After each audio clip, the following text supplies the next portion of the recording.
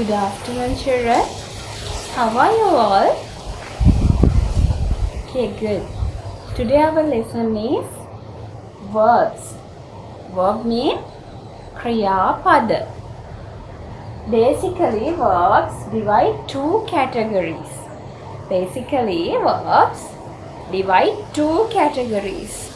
There are lexical and auxiliary.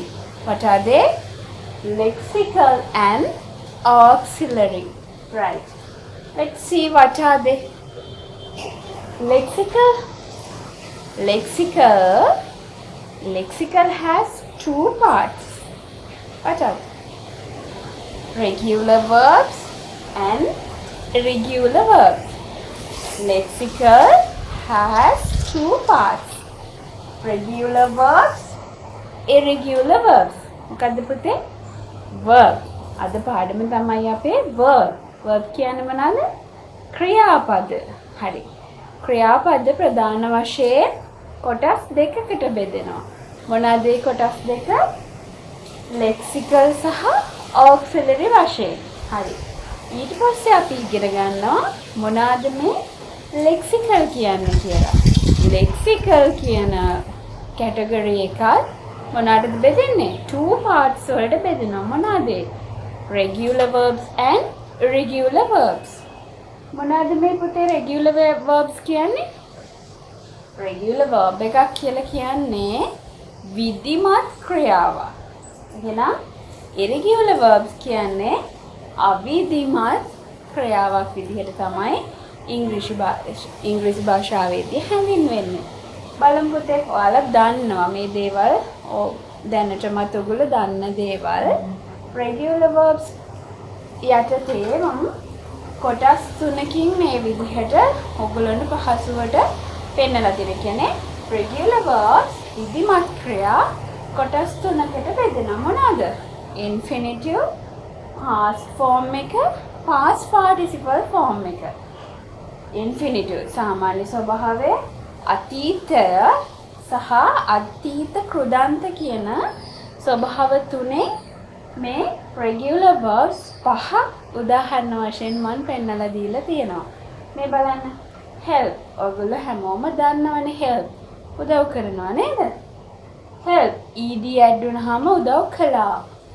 help නේ past participle form එක ed තමයි add වෙන්නේ. එහෙනම් මේ හැම එකකම pattern එක තමයි past වෙනකොට සහ past participle වෙනකොට ed add වෙන එක. ඒකයි අපි ඒකට කියන්නේ විධිමත් ක්‍රියාවක්. නැත්තම් regular verb එකක් කියලා කියන්නේ. ඒකයි ඔයගොල්ලන්ට පැහැදිලි ඇති.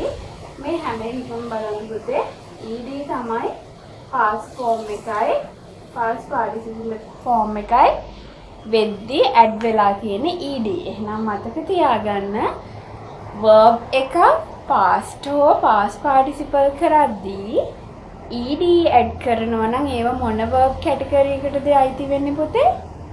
regular verbs නේ. විධිමත් ක්‍රියා යටතට තමයි අපි කතා කරන්නේ. හරි. ඔයත් එක්කම බලන්න irregular verbs කියන්නේ මොනවද කියලා. මොනවද irregular verbs එන? අවිධිමත් ක්‍රියා. මොනවද ඒතර අවිධිමත් ක්‍රියා? මේ බලන්න. මෙහෙම මම පෙන්නලා තියෙන්නේ අවිධිමත් ක්‍රියා පහ. infinitive, past, past participle. ඒකේ ස්වභාව තුනයි. infinitive, past and past participle. මේ sing, sang, sung. sing කියන්නේ මොකද්ද? sing කියනනේ. sing, sang, sung. sing කියන එක past වෙද්දී sang. past participle වෙද්දී sung. come, came. come එක past වෙද්දී came. past participle with came. write, wrote, written. write එක past වෙද්දී wrote. past participle වෙද්දී written. do එක do, did, done. do past form එක did, past participle form එක done. go, went, gone. පුතාලට තේරෙනවනේ විධිමත් නැහැ. මේකෙදී විධිමත් ක්‍රමයකට ed විතරක් ඇඩ් වෙනවා. නමුත් මේක අවිධිමත් නේ. ඒ නිසා එහෙනම් irregular verbs කියලා මේක නම් කරලා තියෙන එක ගැටලුවක් නෑ. එතකොට අවිධිමත් ක්‍රමවේදයකට තමයි past form එක සහ past participle form එක හැදිලා තියෙන්නේ. එතකොට මේකේ list එකක් තියෙනවා. වචන සමූහ එකතුවක් තියෙනවානේ. දැන් මම මේ දෙකටම උදාහරණ පහ පහනේ දීලා තියෙන්නේ. පුතාලගේ වගකීම තමයි මේ කියන regular verbs සහ irregular verbs list දෙක හදාගන්න එක. විශේෂයෙන් irregular verbs. පැහැදිලිද? irregular verbs ගොඩක් එකතු කරලා හදාගන්න. හරිද? එතකොට පුතාලට පහසුයි. අපි දැන් ඔන්න lexical verbs ගැන කතා කරලා ඉවරයි. ඊගාවට අපි බලමුකෝ එහෙනම් මොනවාද මේ auxiliary verbs කියන්නේ කියලා නේද පුතේ? auxiliary verb category එකට වදින්න පුතේ. මෙන්න මේ විදිහට parts දෙකකින් auxiliary verb කතා කරන්න පුළුවන්. primary සහ model. primary auxiliary සහ model auxiliary වශයෙන් අපිට කතා කරන්න පුළුවන්. බලමු මුලින්ම primary auxiliary verbs කියන්නේ මොනවද කියලා. මේ බලන්න ඔයගොල්ලෝ දන්න verb නේ. මේ be verb ටික.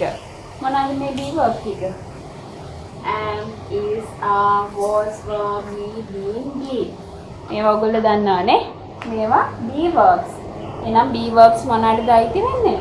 මේ auxiliary verb යටතේ primary part එකට තමයි මේ be verb ටික include වෙන්නේ. ඊට පස්සේ තියෙනවා have නේ. have category එක ඇතුලේ has, have, had කියන එක එහෙනම් primary verb එකක්. එතකොට do, does, did කියන්නේ primary auxiliary යටතේ තියෙන primary verb එකක්. ඊට පස්සේ බලන්න මේ auxiliary යටතේ තියෙන modal verbs මොනවද කියලා. can, could, may, might, shall, should, will, would, must, ought to, used to, had to, need, dare. මොනවද පුතේ? can, could, may, might, shall, should, will, would, must, ought to, used to, had to, need, dare. කියන ඒවා මොනවාද?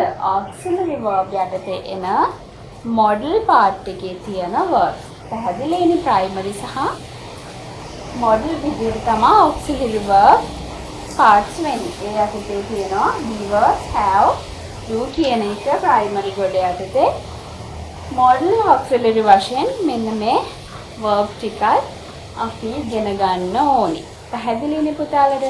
verb කියන පාඩම ඔය විදිහට තමයි introduction එක තියෙන. ඒ කියන්නේ ඔය විදිහට අපිට ඉගෙන ගන්න පුළුවන් verb මොනවාද? verb යටතට වැටෙන්නේ මොනවාද? ක්‍රියාපද කියන්නේ මොකක්ද? ක්‍රියාපද යටතේ කතා කරන්න පුළුවන් topics මොනවාද කියන එක. ඊළඟ දවසේදී මම ඔයගොල්ලොත් එක්ක සාකච්ඡා කරන්නට නියමිතයි formations of verb. ඒ යටතේ singular plural සම්බන්ධය ඔයාලත් එක්ක උගන්වන්න මම සූදානමින් සිටිනවා. Okay, let's go our today spoken session. Are you ready?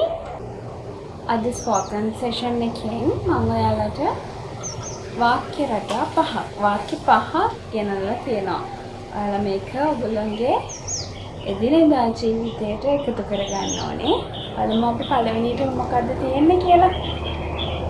Can you understand what I say? Can you understand what I say? Can you understand what I say?